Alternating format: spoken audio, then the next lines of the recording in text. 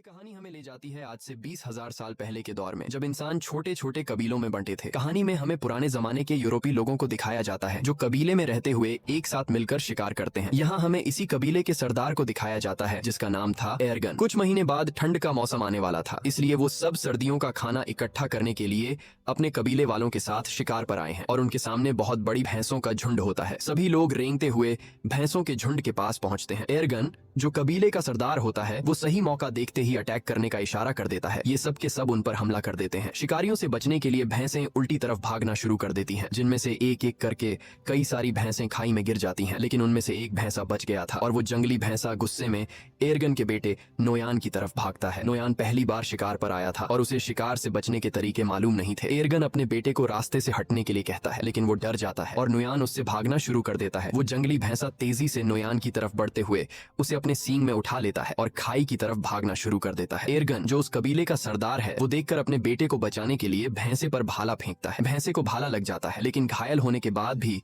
वो नोयान को नहीं छोड़ता और नोयान को खाई से ऊपर उछाल देता है। और यहाँ से कहानी जाती है फ्लैशबैक में, यानी कि एक हफ्ता पहले, जहाँ पर हम देखते हैं कि कबीले के लोग शिकार की तैयारी कर रहे हैं। वो पत्थरों से अलग अलग तरह के नुकीले हथियार बना रहे थे। ये सिर्फ तैयारी नहीं थी, बल्कि नए लोगों को शिकार में हिस्सा लेने के लिए इस तरह के पत्थर बनाने पड़ते थे। जो सबसे तेज और नुकीला हथियार बनाएगा उसे शिकार के लिए सिलेक्ट कर दिया जाएगा। इस प्रतियोगिता में एर्गन का बेटा नोयान भी पास हो जाता है। उसी रात को नोयान की माँ एर्गन से कहती है, नोयान को अपने साथ शिकार पर मत ले जाओ, वो अभी बच्चा है, मैं उससे बहुत प्यार करती हूँ और उसे खोना नहीं चाहती। एर्गन कहता है, सर्दियां आने वाली हैं और साल के इस वक्त में सभी शिकार करने के लिए जाते हैं। अगर हम शिकार पर नहीं गए तो हम सर्दियों में भूख से मर जाएंगे और नोयान को खुद को साबित करना होगा कि वो मेरा बेटा है। अगली सुबह सभी कबीले वाले शिकार के लिए निकल रहे होते हैं, लेकिन नोयान की मां नोयान के लिए बेचैन हो रही थी कि कहीं मेरे बेटे को कुछ हो ना जाए। लेकिन एर्गन उसे तसल्ली देता है, तुम परेशान मत हो, नोयान को कुछ नहीं होगा। और वे सब शिकार पर निकल जाते हैं। थोड़ी दूर आगे जाने के बाद यहाँ पर एक दूसरा कबीला भी आता है जो उन्हीं की तरह शिकार करने के लिए निकला है ताकि सर्दियों के लिए खाना इकट्ठा कर सके। बहुत लंबा सफर तय करने के बाद वो सब एक पत्थर के ढांचे तक पहुंचते हैं जो कभी उनके पूर्वजों ने बनाया था। ये सफर बहुत खतरनाक होता है। इस सफर में उनके कई पूर्वजों ने अपनी जान गंवाई है, इसीलिए उन्होंने पूर्वजों की याद में यह पत्थर का ढांचा बनाया होता है। आगे चलने के बाद उन्हें एक जंगली सुअर दिखता है जिसे वो भाले से घायल कर देते हैं। एर्गन अपने बेटे नोयान से कहता है कि तुम इसे मारोगे, लेकिन नोयान ने पहले कभी शिकार नहीं किया था। वो इसे देखकर घबरा जाता है और नोयान उसकी जान नहीं लेता, इसलिए एर्गन उसके हाथ से पत्थर का खंजर छीनकर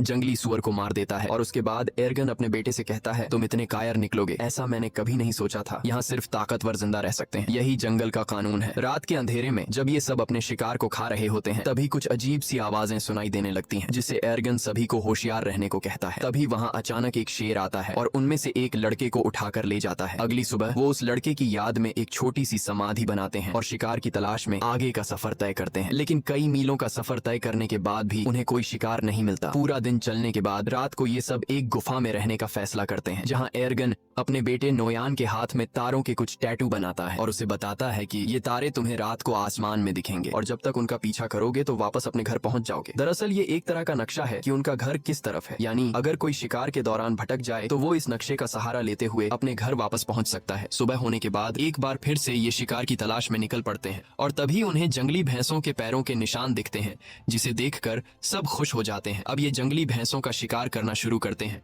और यहाँ वो सीन आता है जब एक जंगली भैंसे ने नोयान को पहाड़ी से उछाल दिया था। कहानी वापस प्रेजेंट में आती है, जहाँ दिखाया जाता है कि जब नोयान को चट्टान से उछाला गया तो वो नीचे जा गिरा, लेकिन वो चट्टानों के बीच एक पत्थर को पकड़कर लटक जाता है। एर्गन जल्दी से वहां पहुंच जाता है और अपने बेटे से कहता है, हिम्मत मत हारना, मैं तुम्हें बचा लूंगा। लेकिन तभी वो पत्थर टूट जाता है जिसे पकड़कर नोयान लटका हुआ होता है। नोयान चट्टानों से टकराता हुआ नीचे गिरता है और चट्टानों के बीच में बने हुए एक छोटे से रास्ते में जा गिरता है। एर्गन अपने बेटे को बचाने के लिए जाना चाहता है, लेकिन उसके कबीले वाले लोग उसे रोक लेते हैं। वो कहते हैं, अब यहाँ से नीचे जाने का कोई रास्ता नहीं है, तुम्हारा बेटा अब इस दुनिया में नहीं रहा, हम तुम्हें खोना नहीं चाहते, तुम हमारे कबीले के सरदार हो, तुम्हारी जिम्मेदारी है कि तुम हम सब की हिफाजत करो और हमें वापस घर ले चलो। लेकिन एर्गन किसी की भी बात को मानने को तैयार नहीं था। वो पूरी रात उसी चट्टान के किनारे बैठकर अपने बेटे को आवाजें देता रहता है, लेकिन आखिरकार उसे समझ आ जाता है कि अब मेरा बेटा इस दुनिया में नहीं रहा। और अगली सुबह तक जब उसका बेटा नहीं आता तो उसके तमाम साथी नोयान की याद में वहां एक छोटा सा पत्थर का समाधि बना लेते हैं और अपना किया हुआ शिकार लेकर वापस कबीले की तरफ निकल पड़ते हैं। उनके जाने के कुछ देर बाद नोयान के ऊपर पर एक गिद्ध आकर बैठ जाता है और चोंच मारना शुरू कर देता है, मगर उससे पहले कि वो उसे खाता नुयान की आंख खुल जाती है। वो गिद्ध को नीचे फेंक देता है और उसके बाद वो अपने पिता को आवाज देता है, लेकिन उसे कोई भी जवाब नहीं मिलता। इससे पता चल जाता है कि सभी यहाँ से चले गए और अब उसकी कोई मदद नहीं कर सकता। वो हार नहीं मानता और चट्टान पर चढ़ने की कोशिश करता है, लेकिन वो ज्यादा ऊपर चढ़ नहीं पाता। नीचे बहुत गहरी खाई होती है और शायद किस्मत उसे जीने का एक दूसरा मौका देना चाहती है। कुछ ही देर बाद वहाँ तेज बारिश शुरू हो जाती है और बारिश की वजह से नीचे खाई धीरे धीरे नदी में बदलने लगती है। उसे समझ आ जाती है कि अगर उसे जिंदा रहना है तो उसे नीचे खाई में कूदना होगा। और जब नुयान को अंदाजा होता है कि पानी अब गहरा हो गया है, अगर वो छलांग लगा दे तो उसे कोई चोट नहीं आएगी। इसके बाद वो पानी में कूद जाता है, लेकिन पानी में गिरते ही वो बेहोश हो जाता है। अगले दिन जब उसे होश आता है तो वो खुद को दूसरी जगह में पाता है। ऊंचाई से कूदने पर वो बच तो गया था, लेकिन उसके पैर की हड्डी मुड़ गई थी। फिर वो अपने टूटे हुए पैर को लकड़ियों से बांधता है, जिससे वो चलने के काबिल हो जाता है। और फिर वो उस चट्टान के ऊपर पहुंचता है जहाँ से वो गिरा था। लेकिन वहाँ पहुंचकर जब वो देखता है कि उनके लोगों ने उसकी समाधि बना दी, जिससे वो रोने लगता है, वो समझ जाता है कि उसके पिता एर्गन और कबीले वालों ने ये यकीन कर लिया था कि नुयान मर चुका है। तभी अचानक उसे आसपास कुछ अजीब आवाजें सुनाई देती हैं और खतरे से बचने के लिए नुयान पेड़ पर चढ़ जाता है, जहाँ वो पूरी रात एक सूखे पेड़ के ऊपर गुजारता है। अगली सुबह जब वो पानी पीने जाता है तो वो भेड़ियों की एक झुंड को देखता है और वो भेड़िए तेजी से उसकी तरफ बढ़ रहे थे। तभी कुछ भेड़िए उस पर हमला कर देते हैं। नुयान वापस पेड़ की तरफ भागता है, लेकिन एक भेड़िया उसका पांव पकड़ लेता है। नुयान चाकू से उस भेड़िए पे वार करता है, जिससे वो भेड़िया जख्मी होकर नीचे गिर जाता है और नुयान जल्दी से पेड़ पर चढ़ जाता है। सारी रात भेड़िए नीचे उसका इंतजार करते हैं, लेकिन जब सुबह होती है तो सब भेड़िए जा चुके होते हैं। सिर्फ वही जख्मी भेड़िया वहाँ पर मौजूद होता है जिसे कल उसने चाकू से मारा था। नुयान सबसे पहले अपने चाकू से अपने लिए एक भाला बनाता है और भेड़िए को मारने जाता है, लेकिन जख्मी भेड़िए को मारते वक्त उसे रहम आ जाता है और वो उसे मारने का इरादा बदल देता है। इसके बाद वो पहले उसके मुंह को पट्टी से बांध लेता है और फिर उसे उठाकर उस गुफा में ले जाता है जहां वो अपने कबीले के साथ एक रात ठहरा था। अगली सुबह उठकर वह जड़ी बूटी ढूंढने निकल पड़ता है और फिर उन जड़ी बूटियों को पीस कर अपने पैर पर लगाता है। इसी बीच जब वह पानी पी रहा होता है तो वह देखता है कि भेड़िया अपने मुंह पर बंधी रस्सी को खोल चुका है। ये देखकर पहले तो वह घबरा जाता है, लेकिन फिर नुयान आराम से उसे पानी देने जाता है। भेड़िया उसे अपने पास आता देखकर डर जाता है, लेकिन नुयान कहता है, मैं तुम्हें कुछ नहीं कहूंगा, मैं तुम्हारी जान बचाना चाहता हूँ। जिसके बाद भेड़िया पानी पी लेता है। अब भेड़िए को भी समझ आ जाता है कि मुझे इससे कोई खतरा नहीं है। नुयान ने जो जड़ी बूटी अपने पैर के लिए तैयार की थी वह अब भेड़िए के जख्म पर लगा देता है और उसी वक्त नुयान वह कीड़े भी उसे देता है जो वह खुद खाता है। अब आहिस्ता आहिस्ता उन दोनों के बीच एक रिश्ता बनने लगता है। शाम होने से पहले नुयान एक खरगोश का शिकार कर लेता है, क्योंकि उसने कई घंटों से कुछ भी नहीं खाया था। रात को बड़ी मुश्किल से वह आग जलाकर उस खरगोश को पका लेता है और उसमें से कुछ हिस्सा भेड़िए को भी दे देता है।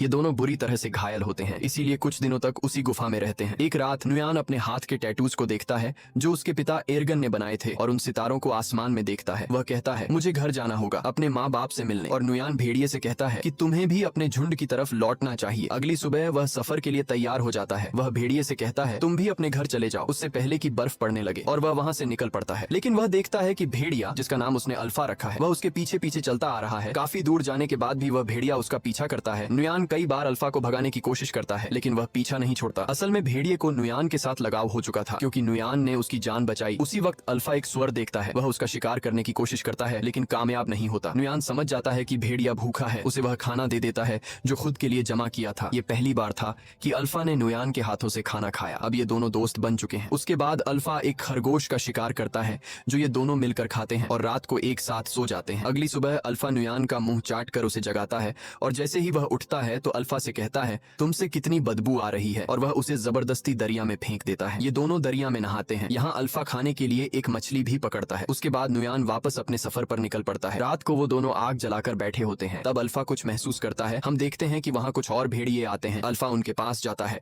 दरअसल यह अल्फा का परिवार है। नुयान समझ जाता है। वह उसे कहता है कि तुम्हें अपने परिवार के साथ जाना चाहिए, और भेड़िया उनके साथ चला जाता है। अगली सुबह नुयान फिर अपने सफर पर निकल पड़ता है। अब ठंड बढ़ चुकी होती है, चारों तरफ बर्फ बरस रही होती है और नुयान उसी बर्फ में आगे बढ़ता है। तभी दूर से वह देखता है कि कुछ भेड़िए एक मरे हुए शिकार को खा रहे हैं, जिसमें अल्फा भी शामिल होता है। अल्फा को उसके साथी शिकार नहीं खाने देते हैं। नुयान उसे पहचान लेता है और दौड़कर अल्फा के पास जाने लगता है। तभी दौड़ते वक्त अचानक बर्फ टूट जाती है और नुयान उसमें गिर जाता है। दरअसल यह एक जमी हुई झील होती है। अल्फा को जब पता चलता है तो वह उसकी तरफ दौड़कर भागता है। वह उस बर्फ को कूदकर तोड़ने की कोशिश करता है, लेकिन बर्फ की परत काफी मोटी होती है, इसलिए वह इतनी आसानी से नहीं टूट पाती। पानी के अंदर नुयान की सांसें फूलने लगी थीं। फिर वो जैसे तैसे करके अपना चाकू निकालकर बर्फ की परत को तोड़ लेता है और पानी से ऊपर निकल आता है। और अब एक बार फिर से ये दोनों मिल चुके हैं। नुयान ठंड से बचने के लिए जल्दी से आग जला देता है और अपने कपड़े उतार कर शरीर को गर्म करता है। फिर अगली सुबह अल्फा को साथ लिए नुयान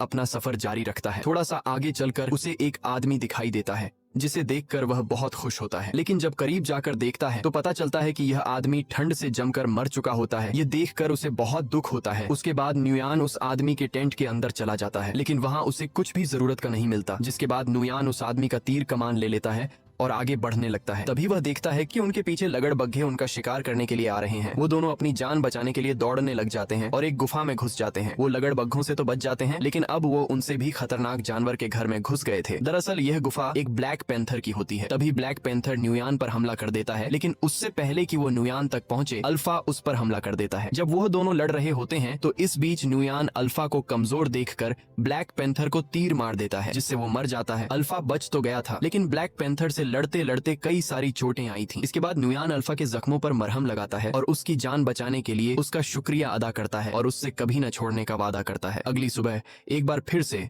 वो दोनों अपने सफर को जारी रखते हैं। कई मील सफर करने के बाद आखिरकार नुयान को वो समाधि मिल जाती है जो उनके पूर्वजों ने बनाई थी। उसे देखकर वो बहुत खुश हो जाता है और उसे पता चलता है कि वो अब तक सही रास्ते पर चल रहा था। अब वो अपने कबीले से ज्यादा दूर नहीं, जल्द ही वो अपने कबीले के पास पहुंच जाएगा। तो अब फिर से सफर जारी रखता है, लेकिन थोड़ी दूर जाने के बाद अल्फा गिर जाता है। कमजोरी और जख्मों की वजह से वो अब चलने के काबिल नहीं था। नुयान बिना टाइम जाया किए अल्फा को अपनी गोद में उठाकर कबीले की तरफ बढ़ने लगता है। बर्फीला तूफान बहुत तेज था और कई हफ्तों से नुयान सफर कर रहा था, इसीलिए अब उसे आगे सफर करने में बहुत मुश्किल पड़ रही थी। लेकिन वो हिम्मत नहीं हारता और आहिस्ता आहिस्ता कबीले की तरफ बढ़ता है। एक जगह पहुंचने के बाद उसे दूर से अपना कबीला दिखाई देने लगता है। इस दौरान उसके पिता को भी पता चल जाता है कि दूर से कोई आ रहा है। इतने दिनों बाद अपने घर को देखकर उसकी खुशी का कोई ठिकाना नहीं था। उसके बाद जैसे तैसे करके वो अपने कबीले तक पहुंच जाता है और वहीं पर गिर जाता है। नुयान को देखकर उसके माता पिता दौड़ कर आते हैं। उसे देखकर उन दोनों को यकीन नहीं होता कि ये हमारा बेटा है। वो दोनों मान चुके थे कि हमारा बेटा मर चुका है, लेकिन अब उसे जिंदा देखकर वो बहुत ज्यादा खुश हो जाते हैं। फिर नुयान अपने पिता से कहता है